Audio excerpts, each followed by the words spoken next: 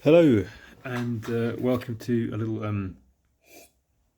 walkthrough of a maths paper, a GCSE maths paper from WJC.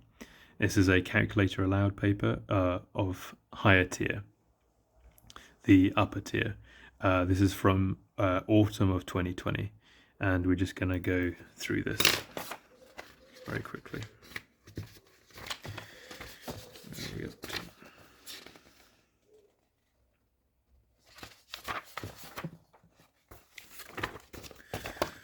So next we have question 11. So we have write 16 to the power of 100 in the form 2 to the power of n.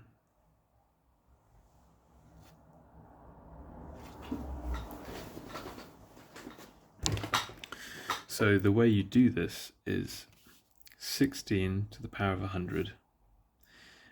You can break down numbers to the powers of very easily. So 16, another way to write 16 is how can you get 16 with powers? By squaring numbers, by cubing numbers, stuff like that. Well, you can get to 16 by doing 4 squared, right? Equals 16. So we can kind of replace that 16 with 4 squared, can't we? So let's do equals 4 squared 100. So the 2 and the 100 are still on the same level in terms of height, and in writing numbers they're on the same level. So 4 squared brackets all squared or all to the power of 100. So what does that mean? Because they want it in the form of 2 to the power of n.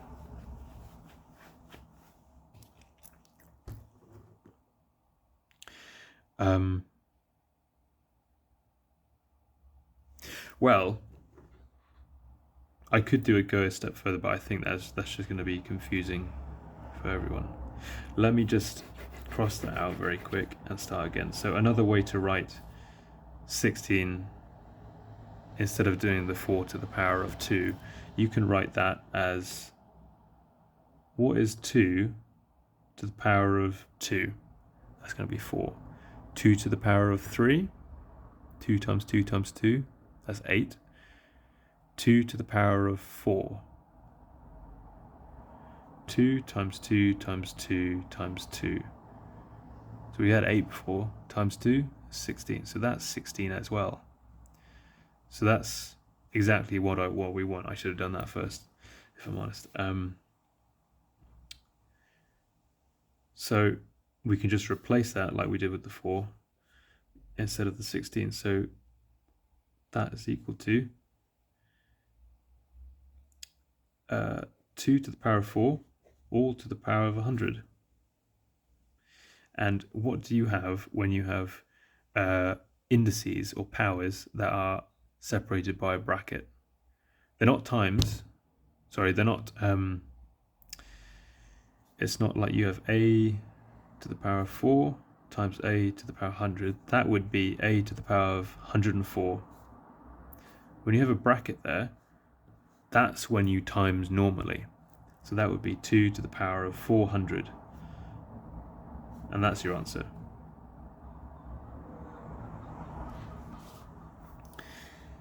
Calculate the perpendicular height of a cone with a volume 5,500, 300.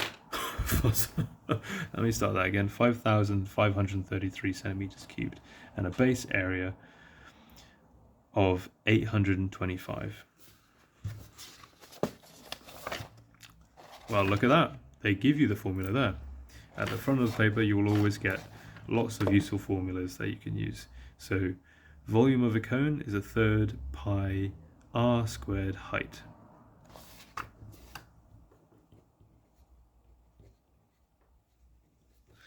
Let's just double check that.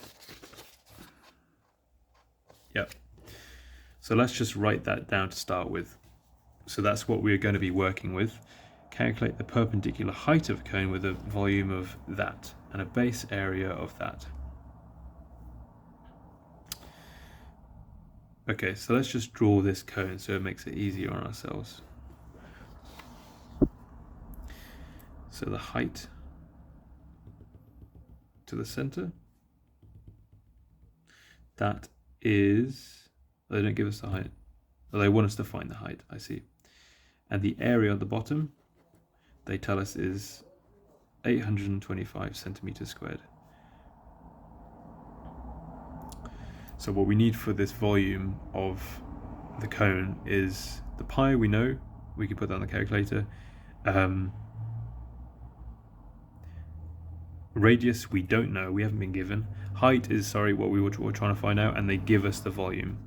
So we know we're going to have to eventually rearrange this so we get h equals and our formula for it.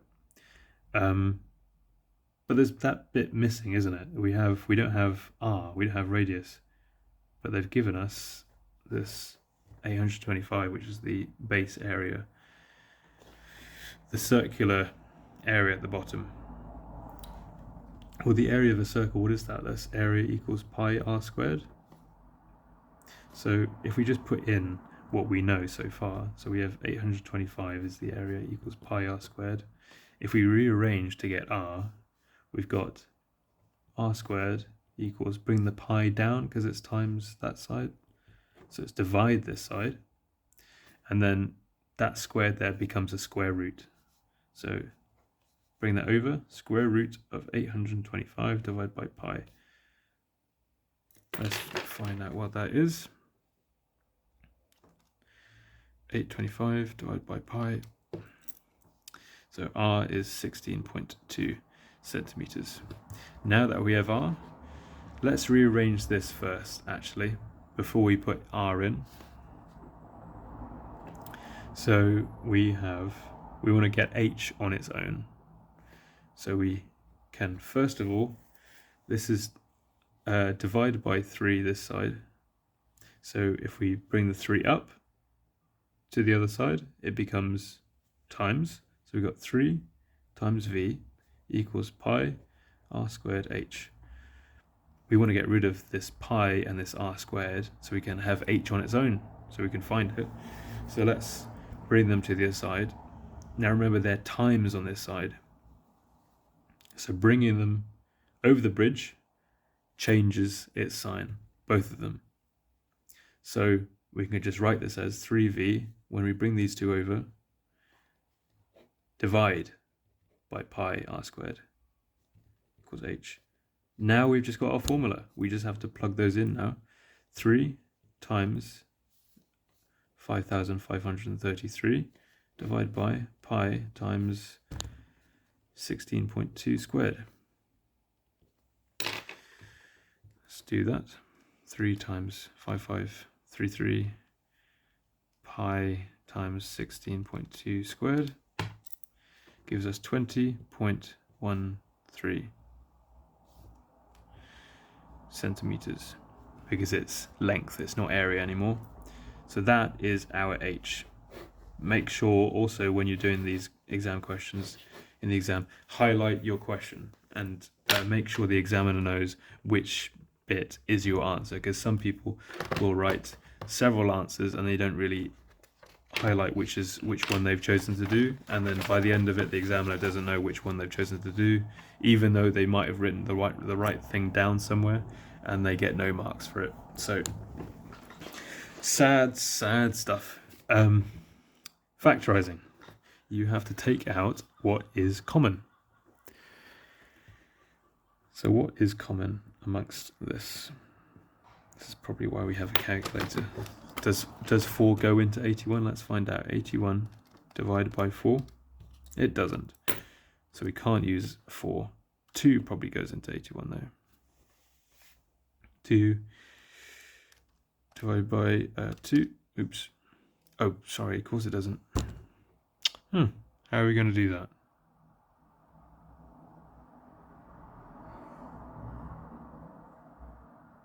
Ah, I see. Wow, it's been a while since I've done one of these. Okay, so they've done something tricky here. They have essentially condensed this down. So originally it was this plus 0x. They've just hidden it from us. So they want us to do this.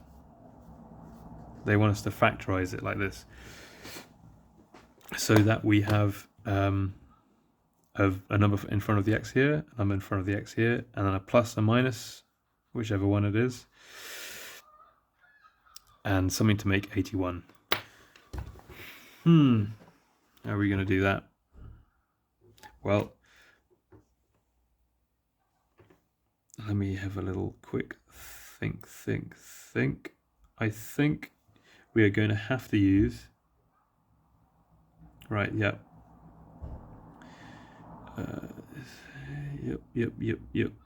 Yep. So, what numbers times together equal 81? There's some obvious ones. There might only be one. Don't know. But the obvious one does work. So the obvious one is 9 times 9 is 81. So as soon as you get that, just the way I used to do it and the way I still do it, if I'm struggling, I just write it faintly. I can even just do it here. Write it faintly, just like this, just so you can see it. And if seeing it helps you be able to do the maths in your head. So put 9 and 9 there, and then remember you want to have the x's cancelled out by the end of it. You want these just single x's cancelled out. So probably you will want a plus and a minus here so that they cancel out. Which probably means you probably want a 2 and a 2 here to make the 4. And also make sure you have a 2x times minus 9 is minus 18 and a plus 18 here. So plus 18 minus 18 is 0x. That is what it is. That is correct. And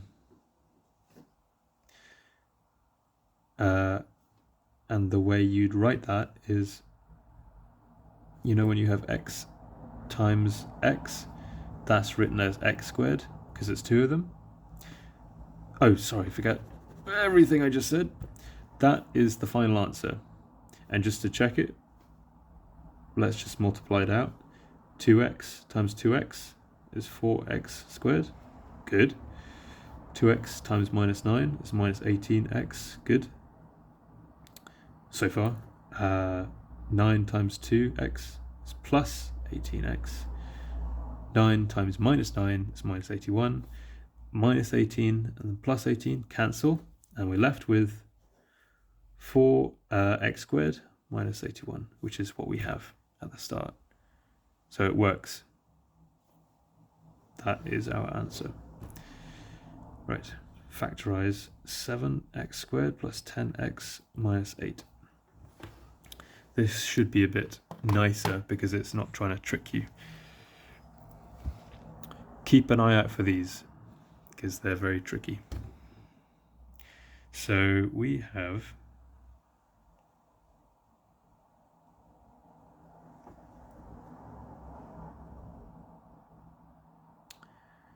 these. Sorry, I was just daydreaming. So we want to see what factors of 8 we can use and what factors of 7 we can use. So factors of 8, we have 2 and 4 and 1 and 8. Factors of 7, we just have 7 and 1. So let's just put 7 and 1 in there to start with because we can't really do anything about that. And then we need to use 2 and 4 or 1 and 8. So like I was saying up there, I just I faintly write them in just to see if I can manipulate things a bit. So, aha. So if I put a 2 there and a 4 there, 7 times 2 is 14. 4 times 1 is 4. 14 and 4 intertwined in some way will make 10. So those are our numbers. They should work. We just have to figure out if it's minus or plus now. Oh dear.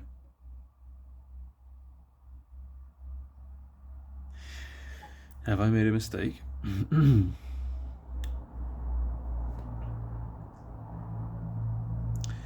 856, 8, 1. Nope.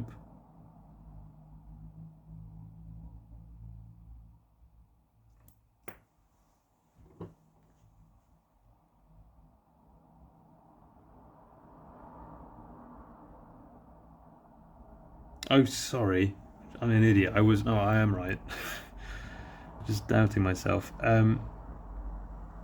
So, yes. So you want to get minus 8, which means you need a plus and a minus. You have 7x and a 2, which makes 14. And if you minus that 4, then you get 10. So that means we need a plus and a minus. They're not asking you to solve it, so you don't need to find out what x and what the x's are.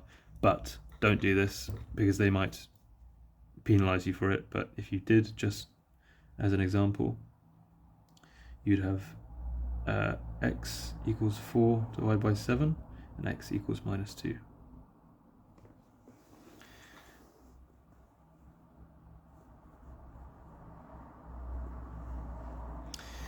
If they were asking you to solve it, but forget that. I'm making you more confused. Factorize these. X plus 2 cubed plus 5x plus 2 cubed squared. Factorize those. So they've made it really complicated and added these brackets, but still the same thing. What can you take out that's common? What do you see that's common? So you have an x plus 2. That's common in this bit and common in this bit. So let's just try that. Let's take out an x plus 2.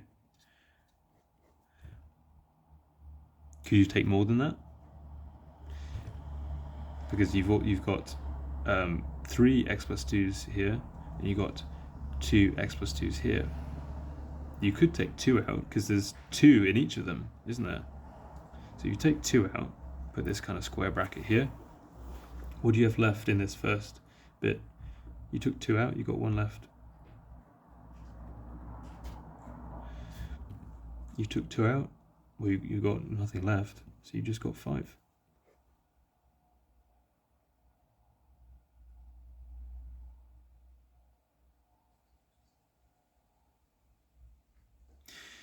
In fairness, we can also simplify that.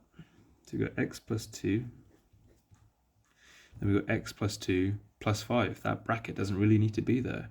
So we just got x plus 7.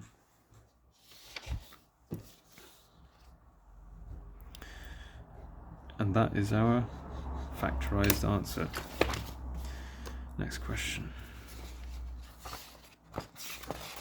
We're okay. In the following diagram, triangle ABC has been enlarged to triangle DEF with the center of enlargement at 0. Write down the scale factor of the enlargement. Well, it's been enlarged positively. Oh, sorry, negatively. My bad.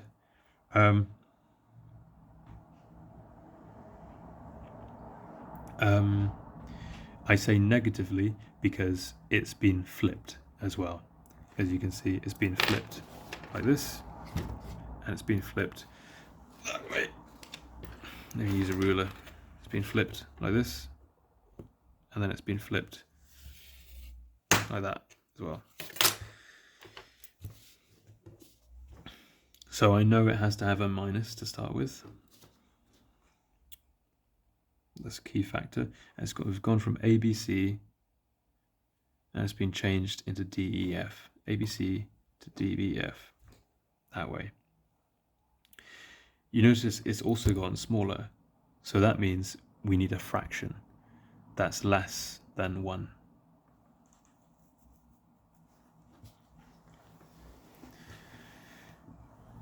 So what are we going to do? So let's say if we did flip it first, where would it be? We could draw that. If we flipped it first around O, flipped it vertically, we'd have 4 up here. This would be across to here.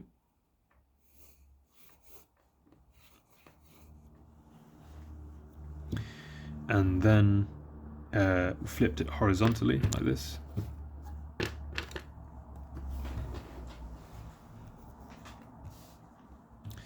Then we would have this would stay the same, and then we'd have this point would go to here. Make this a bit stronger now. It's getting closer to what we have in DEF. So that's when it's been flipped with the minus. Now it's been shrunken, but by how much has it shrunk? So this distance to 0 is 1, 2, 3, 4. So, and it's been changed to 1, 2 from D. So my guess is it's been shrunk by half.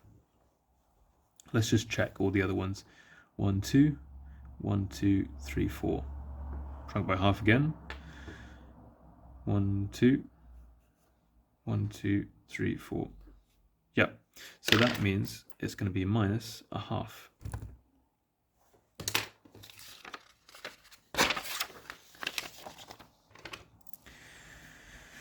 First 4 terms of the sequence are that. Find the 100th term of the sequence. So what can we notice here? It's going up by 6, going up by 10, going up by 14. Yep. So what does that mean? So that means that's going up by 18 then.